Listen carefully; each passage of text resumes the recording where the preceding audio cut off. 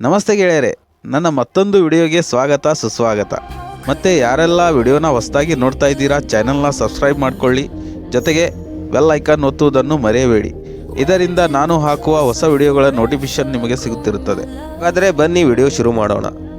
ಕೆಲವು ಸಾರಿ ನಾವು ಮಲಗಿ ಎದ್ದಾಗ ನಮಗೆ ಕುತ್ತಿಗೆ ಮತ್ತು ಹೆಗಲಿನಲ್ಲಿ ನೋವು ಶುರುವಾಗುತ್ತದೆ.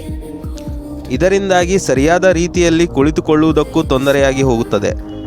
ಮತ್ತು ಇದರಿಂದಾಗಿ ಸೊಂಟದಲ್ಲಿ ಉಳುಕಿದಂತೆ ಆಗುತ್ತದೆ. ಮತ್ತು ಕುತ್ತಿಗೆಯನ್ನು ಅಲ್ಲಾಡಿಸಲು ಕೂಡ ತೊಂದರೆಯಾಗಿ ಬಿಡುತ್ತದೆ. ಮತ್ತು ಇದರಿಂದಾಗಿ ನಮ್ಮ ದಿನನಿತ್ಯದ ಕೆಲಸದಲ್ಲಿಯೂ ತೊಂದರೆಯಾಗಿ ಬಿಡುತ್ತದೆ. ಮತ್ತು ಇಡೀ ದಿನದ ಶೆಡ್ಯೂಲ್ ಹಾಳಾಗಿ ಹೋಗಿಬಿಡುತ್ತದೆ. ಈಗ ಹೆಲ್ತ್ ಎಕ್ಸ್ಪರ್ಟ್ಗಳ ಹೇಳಿಕೆಗಳ ಪ್ರಕಾರ ನೋಡಿದರೆ ನಮ್ಮ ಮಲಗುವ ಸ್ಥಿತಿ, ಬೆಡ್, ಸಮಯ ಮತ್ತು ಎಲ್ಲ ವಸ್ತುಗಳು ಒಳ್ಳೆಯ ನಿದ್ದೆಗಾಗಿ ಅವಶ್ಯಕವಾಗಿವೆ. ಮತ್ತು ಬೆಳಿಗ್ಗೆ ಹಾಸಿಗೆಯಿಂದ ಎದ್ದ ತಕ್ಷಣ ನಮ್ಮ ಕುತ್ತಿಗೆ ಅಥವಾ ಶೋಲ್ಡರ್ನಲ್ಲಿ ನೋವು ಇದ್ದರೆ ಇದು ಕೆಲವು ತಪ್ಪುಗಳಿಂದ ಆಗುತ್ತದೆ. ಹಾಗಾದರೆ ನಿಮಗಿದು ಗೊತ್ತಿದೆಯಾ? ಮಲಗುವ ರೀತಿಯ ಇವು ಯಾವ ತಪ್ಪುಗಳಾಗಿವೆ ಎಂದು ಬನ್ನಿ ಇವತ್ತು ಈ ವಿಡಿಯೋದಲ್ಲಿ ತಿಳಿದುಕೊಳ್ಳೋಣ. ಬೆಳಿಗ್ಗೆ ಎದ್ದ ತಕ್ಷಣ ನಮ್ಮ ಕುತ್ತಿಗೆ ಮತ್ತು ಶೋಲ್ಡರ್ನಲ್ಲಿ ನೋವು ಆಗುವ ತಪ್ಪುಗಳಲ್ಲಿ ಎಲ್ಲದಕ್ಕಿಂತ ಮೊದಲನೆಯದಾಗಿದೆ ಸರಿಯಾದ ಹಾಸಿಗೆ ಇರದೇ ಇರುವುದು. ಮತ್ತೇನಾದರೂ ನಿಮ್ಮ ಹಾಸಿಗೆ ಮೇಲೆ ಕೆಳಗೆ ಇದ್ದರೆ ನಿಮ್ಮ ಸ್ಲೀಪಿಂಗ್ ಪೊಸಿಷನ್ ಹಾಳಾಗಬಹುದು. ಅಥವಾ ನಿಮ್ಮ ಹಾಸಿಗೆ ಜಾಸ್ತಿ ದಪ್ಪ ಅಥವಾ ಜಾಸ್ತಿ ತೆಳುವಾಗಿದ್ದರೆ ನಿಮ್ಮ ಮಾಂಸಖಂಡದಲ್ಲಿ ನೋವು ಆಗಬಹುದು.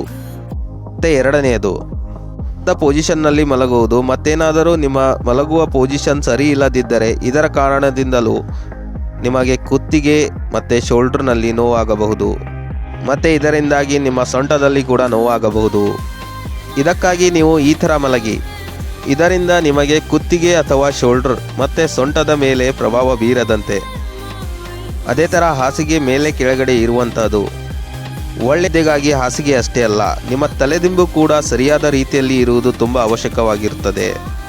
ಒಂದು ಕಡೆಗೆ ದಪ್ಪ ಮತ್ತು ಇನ್ನೊಂದು ಕಡೆಗೆ ತೆಳ್ಳಗೆ ಇರುವಂತಹ ತಲೆದಿಂಬಿನಲ್ಲಿ ಮಲಗುವುದರಿಂದ ನಿಮ್ಮ ಸ್ಲೀಪಿಂಗ್ ಪೊಸಿಷನ್ ಹಾಳಾಗಬಹುದು. ಮತ್ತು ಇದರಿಂದಾಗಿ ಕುತ್ತಿಗೆಯ ಪೊಸಿಷನ್ ಅಪ್ ಅಥವಾ ಡೌನ್ ಆಗಿಬಿಡುತ್ತದೆ. ಇದರಿಂದಾಗಿ ನಿಮ್ಮ ಸೊಂಟದಲ್ಲಿ ಮತ್ತು ಕುತ್ತಿಗೆ ಅಥವಾ ಶೋಲ್ಡರ್ನಲ್ಲಿ ನೋವು ಶುರುವಾಗಬಹುದು. ಮತ್ತು ಉಲ್ಟಾ ಅಂದರೆ ಹೊಟ್ಟೆ ಕೆಳಗಡೆ ಮಾಡಿ ಮಲಗುವುದು. ಈ ಥರ ಮಲಗುವುದರಿಂದ ಪ್ಯಾರಲೈಸ್ ಕೂಡ ಆಗಬಹುದು. ಮತ್ತು ಕೆಲವರಿಗೆ ಈ ಥರ ಮಲಗುವ ರೂಢಿ ಕೂಡ ಇರುತ್ತದೆ. ಆದರೆ ಈ ಥರ ಮಲಗುವುದು ತಪ್ಪಾಗಬಹುದು ಮತ್ತು ಇದು ಕುತ್ತಿಗೆಯ ನೋವಿಗೂ ಕಾರಣವಾಗಬಹುದು. ಇದಕ್ಕಾಗಿ ಸರಿಯಾಗಿ ಮಲಗುವ ರೂಢಿ ಮಾಡಿಕೊಳ್ಳಿ. ಮತ್ತು ಕೆಲವರಿಗೆ ಒಂದೇ ಸೈಡ್ ಮುಖ ಮಾಡಿ ಮಲಗುವ ಹವ್ಯಾಸವಿರುತ್ತದೆ. ಮತ್ತು ಅರಿದೆಯೇ ಈ ಥರ ಮಲಗಿದರೆ ಕುತ್ತಿಗೆ ಅಥವಾ ಶೋಲ್ಡರ್ನಲ್ಲಿ ನೋವಾಗಬಹುದು.